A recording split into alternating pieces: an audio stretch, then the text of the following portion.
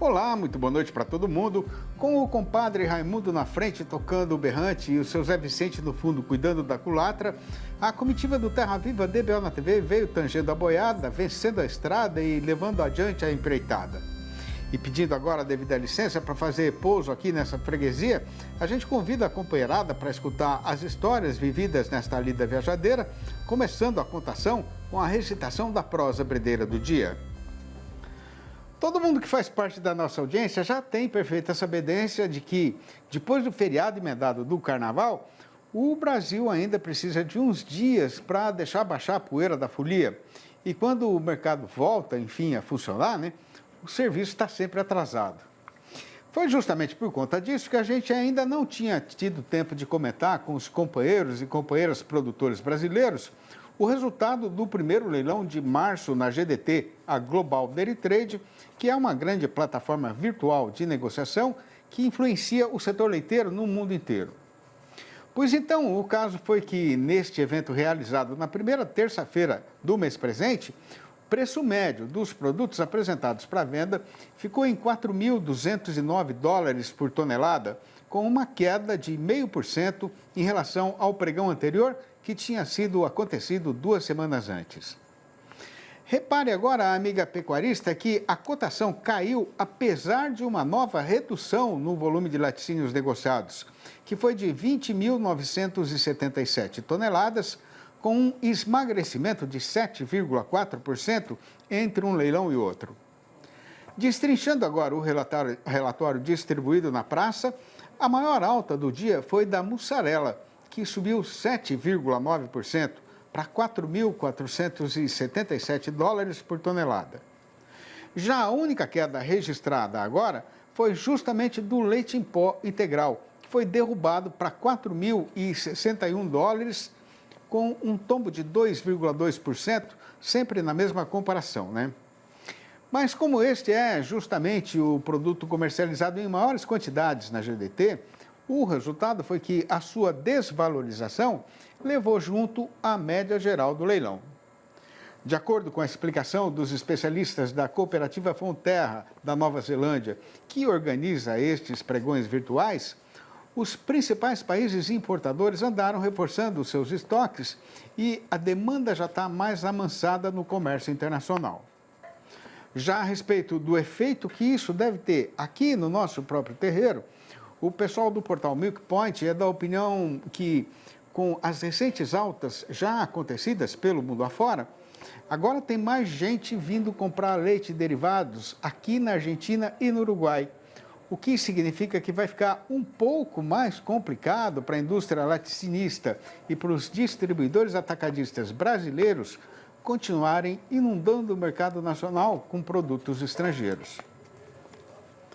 Aproveitando a boa altura do baio tostado em que o amigo vai montado, repare o companheiro que, nas beiras do trieiro, na mataria lindeira da estrada boiadeira, aqui nestas pradarias e até nas lonjuras onde alcança a vista, tudo enverdeceu depois do tanto que já choveu, Mas como esta boniteza da paisagem é passageira, como bem tem sabedência a companheira pecuarista, e o viço do capim tem hora determinada para ter fim, o caso agora é de escutar quem tem experiência adquirida na lida para fazer o perfeito manejo da invernada. Participando aqui da nossa sessão sobre pastagens com a doutora Janaína Martuccello, zootecnista e colunista convidada aqui no Terra Viva DBO na TV.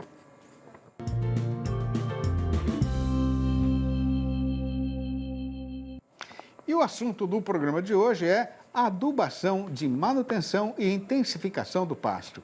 Confira. A adubação de pastagens é fundamental para que a gente possa elevar o nível de produção de matéria seca dos nossos pastos. Entretanto, se essa adubação não for feita de forma assertiva, provavelmente o pecuarista não vai ter o resultado esperado. É por isso que muitas das vezes a gente escuta o pessoal dizendo que a adubação de pasto não funciona. Provavelmente porque a pessoa não domina o processo de adubação.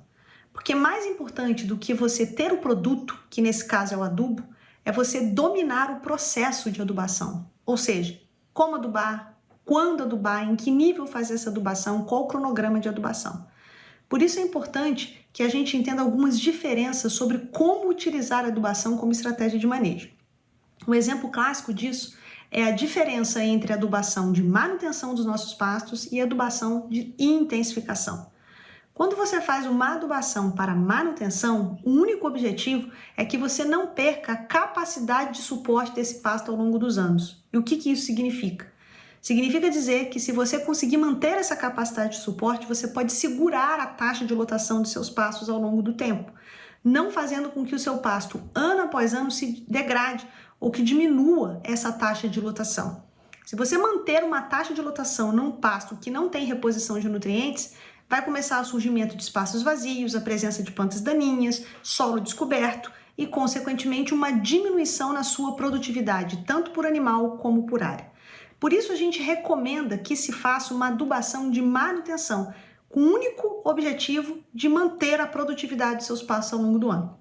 Então, para esse tipo de sistema, nós podemos fazer a análise de solo a cada 3 ou 4 anos e fazer a reposição dos nutrientes que são necessários durante esse tempo. E a adubação nitrogenada, numa dose variando de 30 a 50 kg de nitrogênio, pode ser suficiente para assegurar essa produtividade ao longo dos anos. Mas existe também a adubação de intensificação. Para que a gente possa intensificar os nossos pastos, ou seja, ter altas taxas de lotação com alta produtividade, nós precisamos aumentar essa capacidade de suporte. Então, a adubação ela entra como uma ferramenta de manejo para que a gente possa aumentar o acúmulo de matéria seca e aumentar essa produtividade do capim. E o aumento da produtividade de capim tem que ser acompanhado de um aumento na taxa de lotação, porque senão esse adubo que foi colocado no solo, ele não vai virar arroba, ele não vai virar leite e vai haver então prejuízos ao pecuarista. A adubação de intensificação só pode ser iniciada na fazenda a partir do momento em que o pecuarista domina o processo de manejo de pastagens. Se ele não sabe dominar o manejo de pastagens, não adianta ele fazer adubação, porque ele vai colher mal esse pasto. E colhendo mal esse pasto, esse adubo todo que foi colocado não vai trazer retorno financeiro. Então, antes de se fazer adubação no sistema intensificado, antes de você intensificar esse sistema, você precisa primeiro dominar o manejo de pastagens. E a partir desse momento, você pode trazer então a adubação como uma ferramenta para esse processo de intensificação. Lembrando que você tem que colocar na conta o aumento no número de animais, seja via retenção ou aquisição, para que haja então um consumo desse capim que cresceu devido à adubação. Mas todos esses processos devem ser feitos de forma planejada, para que você consiga de fato transformar todo esse adubo que você está utilizando na fazenda, tanto na fase de manutenção como de intensificação, em arroba, em leite, para que esse processo possa então ter retorno financeiro. A adubação, se não for bem executada, ela pode sim trazer sérios prejuízos à fazenda. Portanto, é importante que você domine o processo de adubação, entendendo a fertilidade do seu solo, entendendo a necessidade do seu sistema e entendendo quanto essa adubação pode aumentar a sua capacidade de suporte, sabendo que precisa aumentar a lotação para que, de fato, esse material que se desenvolveu a partir da adubação seja colhido. Então, o domínio do processo é muito mais importante do que o produto, nesse caso, o adubo. E agora a gente tem um recado especial da Regina Dourado, diretamente para você. Acompanhe. Como anda a sua saúde? Marcou consultas e está esperando há semanas por um retorno? Além de toda essa demora, você ainda enfrenta o trânsito e deslocamento? E se a sua saúde pudesse estar na palma da sua mão sem sair de casa?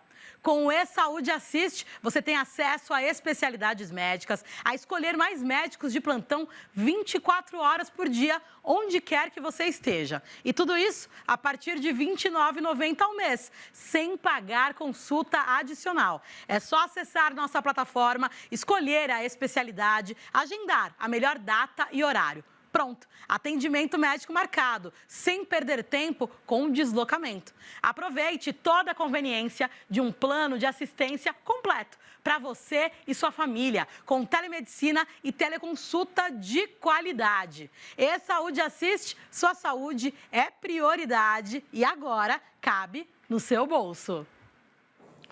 Com a conversa correndo animada, a peonada nem percebeu que a boiada já percorreu a primeira pernada da jornada que estava combinada de ser cumprida. E sendo assim, a comitiva faz agora uma rápida parada e volta em seguida. Aguarde. Impresso ou digital? Se você quer o melhor conteúdo para a pecuária, fique com os dois. Tenha sempre seus exemplares da DBO à disposição, no escritório, na caminhonete ou ao alcance de seus colaboradores na fazenda. DBO é fonte de conhecimento, reportagens de campo, matérias, artigos e análises de mercado. Entre lá na nossa loja no portal DBO e faça sua assinatura impressa e digital ou só digital. No calendário, o março já está quase vencido na sua metade abrideira. O trabalhador brasileiro já recebeu o salário do mês. A exportação já está outra vez em grande animação. Mas na nossa Praça Boiadeira, o carretão continua teimosamente largado aí na descida da ribanceira, né? Pois então, tendo perfeito conhecimento da precisão dos companheiros e companheiras pecuaristas do Brasil inteiro de adquirir com urgência entendimento e sabedência do rumo que deve ser tomado pelo mercado daqui para frente, a gente convidou novamente para a nossa entrevista do dia a zootecnista Juliana Pila, analista da Scott Consultoria, que vai participar da função, falando ao vivo pelo computador, diretamente da sua residência em Bebedouro, aqui no interior paulista. Boa noite, Juliana. Muito obrigado pela sua consideração com a gente e com o povo todo que faz parte da nossa imensa audiência no Brasil inteiro, né? É sempre uma grande satisfação ter a sua presença internética aqui no nosso arranchamento. Seja muito bem-vinda, como sempre, Ju. Boa noite, Sidney. Boa noite a todos que nos assistem. É sempre um prazer participar aqui com vocês. Prazer é nosso.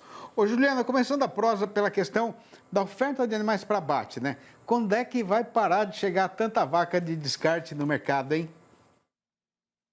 Bom, Sidney, a gente tem assistido aí nesse começo de 2025 uma participação bastante ativa, né, das fêmeas indo aos abates, né? Janeiro e fevereiro nós tivemos uma boa participação de fêmeas fazendo parte aí das escalas dos frigoríficos. Isso porque, né, é comum em todo o começo de ano, né, o primeiro trimestre, a gente assistir essa maior participação de fêmeas. No entanto, agora em 2025, isso até foi um pouquinho antecipado em função da seca que a gente teve no final do ano passado, né? Então, isso acabou colaborando para esse incremento na participação de fêmeas. E, historicamente, né, quando a gente analisa esses números de participação de fêmeas, o mês que a gente observa um maior incremento nesse número de fêmeas indo ao abate é março. Então, a nossa expectativa ainda é de um bom volume aí de fêmeas indo ao abate ainda nesse curto prazo, né? Nesse primeiro trimestre aí deve fechar uma alta participação de fêmeas. Agora, depois de passar o fevereiro inteiro e o começo de março apanhando feio do mercado, né, Juliana? O fazendeiro brasileiro já está voltando a segurar o gado terminado na propriedade? O que a gente tem visto, Sidney, é que as escalas de abate dos frigoríficos está bastante confortável, né? Então, isso nos indica uma boa oferta de animais aí participando, né, dessa oferta, né, preenchendo essas escalas. Então, é claro, né, o nosso Brasil é bastante extenso e tem diversas regiões aí com diferentes condições climáticas, mas de forma geral a gente tem ouvido bastante, né, relatos de problemas com cigarrinhas. Essa seca tem prejudicado as pastagens, então em algumas regiões o pecuarista não está conseguindo segurar esses animais. De forma geral, as ofertas elas estão ainda bastante confortáveis, mas é claro, né, que tem algumas regiões que o pecuarista consegue segurar seus animais e, em função dessa pressão de baixa que a gente tem visto dos frigoríficos, eles acabam segurando aí, optando por manter esses animais para conseguir melhores negócios aí futuramente. Mas, de forma geral, as ofertas elas ainda estão bastante positivas. Juliana, por que o preço da carne no atacado já está querendo subir de novo, hein? Sidney, a gente viu o preço aí essa semana dos preços, né, da carne bovina sem osso ainda apresentando uma queda, né? A carne bovina com osso que a gente viu uma certa recuperação aí nos preços nessa semana. As vendas ainda não engrenaram agora em março, né? Passado o período das festividades aí de carnaval, a expectativa do mercado era de um incremento um pouco maior nessas vendas, as vendas ainda estão um pouco morosas, mas a gente acredita, né, que como você disse, né, nós estamos no finalzinho aí da primeira quinzena, a gente acredita que pode sim ter um incremento nessa saída de mercadorias aí nos próximos dias, e isso aqueça um pouco mais o mercado. Por enquanto, o que a gente viu com relação à precificação foi uma melhora nos preços da carne com osso. Já na carne sem osso, ainda os preços estão em queda de modo geral.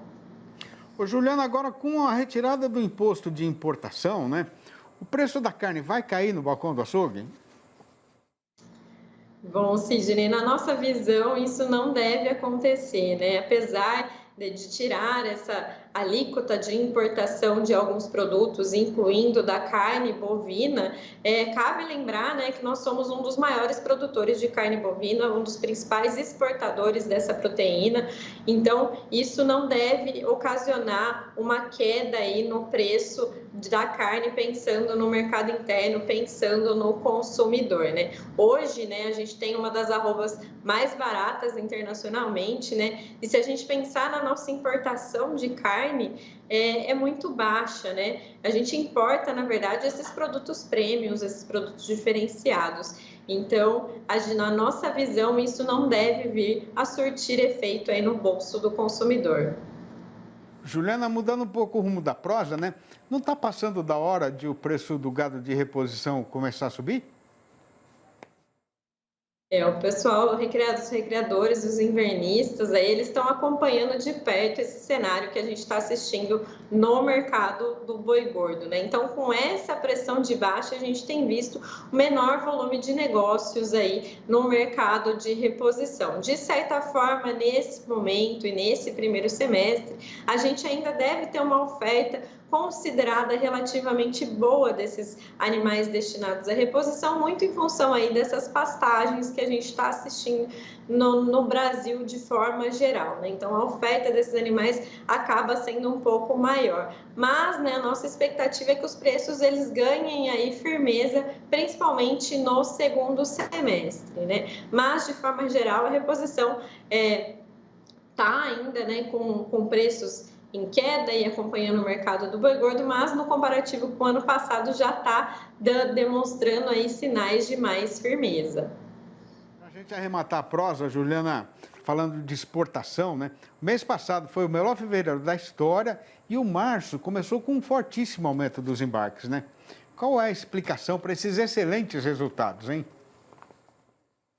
A exportação de carne bovina vem sendo uma importante via de escoamento aí da produção, como você mesmo colocou, né? Em fevereiro, nós tivemos o melhor fevereiro da história, exportando um pouco mais de 190 mil toneladas de carne bovina in natura, e nós começamos a exportação em março em muito bom ritmo, né? Apesar, né, de ser aí apenas 3 dias úteis que foram contabilizados, a média diária embarcada de carne bovina nesse período superou em mais de 140% o volume embarcado por dia em igual período do ano passado. Mas, né, isso deve vir se ajustando aí agora ao longo de março. É claro que a gente espera que a exportação siga em bom ritmo ainda agora em março e em 2025 de modo geral, mas esses números eles devem ser um pouco mais ajustados aí nas próximas semanas, em função principalmente aí do feriado que acabou concentrando mais essa entrega de proteína aí para o mercado externo. Vamos acompanhar, espero, a gente sempre espera a ajuda de vocês aí para ajudar a gente a entender o rumo do mercado, né? Juliana, muito obrigado mais uma vez pela sua participação, abração para você, abraço para toda a turma boa da Scott aí, até a próxima. Eu é que agradeço a participação, Sidney, uma boa noite a todos aí. Obrigado. E veja a seguir. E atenção, muita atenção, os companheiros e companheiras boiadeiros do Brasil inteiro, porque no Chapadão, nos fundos do sertão e nas Gerais, o vento já está dando sinais de que pode mudar de direção no mercado antes até do que era esperado.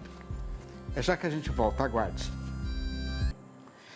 E atenção, muita atenção, os companheiros e companheiras fazendeiros do Brasil inteiro, porque no Grotão, nas Gerais e nas quebradas dos fundos do sertão, o vento já está dando os primeiros sinais de que está começando a mudar de direção. Logicamente que ninguém deve esperar, assim, para já, uma grande revolução na nossa Praça Boiadeira, né? Mas é verdade verdadeira, sim, que ela já não está mais tão largada e despinguelada na descida da ribanceira, por conta da conjuminância de algumas circunstâncias que já estão fazendo a balança ficar mais equilibrada. A respeito da oferta de gado terminado, o mercado está sendo influenciado por duas situações diferentes, sendo que a primeira é, ainda, a fartura de fêmeas descartadas da reprodução que estão chegando para o abate em quantidades generosas. Por outro lado, o dono do frigorífico agora está enfrentando uma empreitada dificultosa, porque com o fortíssimo aumento acontecido na exportação, ele não está conseguindo mais achar animais, principalmente machos, criados dentro do figurino exigido pelo comprador estrangeiro. A explicação para esta carestia é que o fazendeiro, que está muito enfesado com o preço que a indústria estava querendo pagar, né, passou o cadeado na porteira e não está mais querendo saber de negociada de boiada. Ao mesmo tempo, aqui no nosso próprio terreiro, com a ajuda do feriado emendado do Carnaval e do pagamento do salário mensal ao trabalhador empregado, o movimento no balcão do açougue teve um ligeiro aumento nesses dias derradeiros. E tanto o distribuidor atacadista quanto o comerciante varejista se animaram a campear mais mercadoria para repor o estoque na Câmara Fria. A questão é ver qual vai ser o procedimento do consumidor brasileiro daqui para frente, porque agora já não demora para o mês entrar na sua metade derradeira, que é quando o dinheiro do trabalhador cria asas e vai embora, né? Passando tudo na peneira e abanando para tirar a poeira, no balanço do dia da Scott Consultoria foram apuradas mudanças nas cotações em 6 das 32 regiões pesquisadas em todo o Brasil, sendo que desta vez o boi subiu em 4 destas praças e caiu só em uma, enquanto a vaca teve 2 altas, mas ainda 3 quedas. E tendo então uma lista das arribadas, o que não acontecia já há muitas jornadas, né?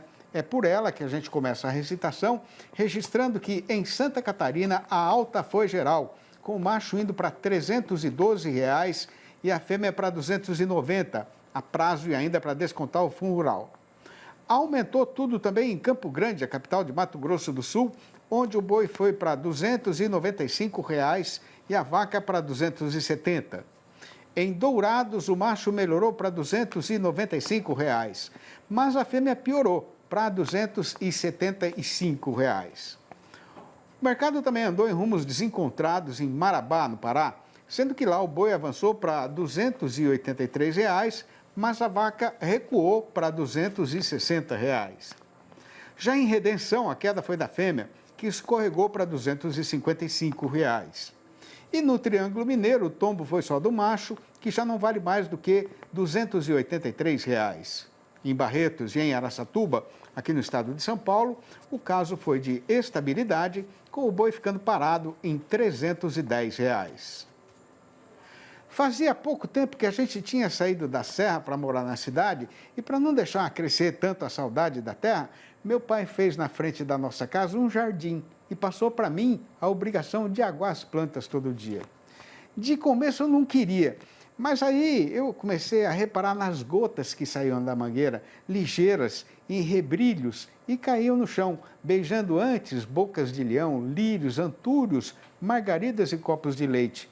E que deleite foi descobrir que a vida é muito mais bonita sendo assim florida. Conforme já é da sabedência geral dos companheiros e das companheiras, boiadeiros ou não, do Brasil inteiro, estas prosinhas rimadas que eu tenho recitado aqui estão todas publicadas nos 4 livros da minha coleção, Versinhos de Caipira, que formam um retratinho das tantas coisas que eu vi, vivi, aprendi e senti desde que eu nasci lá no meu pedaço de chão no interior paulista, que foram somadas com as experiências e sabedências que eu adquiri no meu serviço de jornalista, contador das histórias da lida e da vida do povo do sertão brasileiro. Eu não sei se é para me agradar ou não, mas está todo mundo fazendo questão de elogiar. E se o amigo e amiga que estão aí na frente da televisão quiserem saber como fazer para também comprar um exemplar ou logo a coleção inteira, podem ligar diretamente para mim no telefone 11 98 224 1807. Repetindo, 11 98 224 1807. Ou mandar um e-mail para sidneymaschio@uol.com.br ou ainda achar meu nome lá no Facebook. E depois de passar estas horas de alegria na companhia dos amigos aqui desta freguesia, a comitiva do Terra Viva DBO na TV pede licença para fazer a retirada e pôr de novo a boiada na estrada, deixando já combinada a nossa volta para amanhã, às 6h30 e às 10h30 da manhã e ainda às 7h25 da noite. Um abraço para todo mundo e até lá então.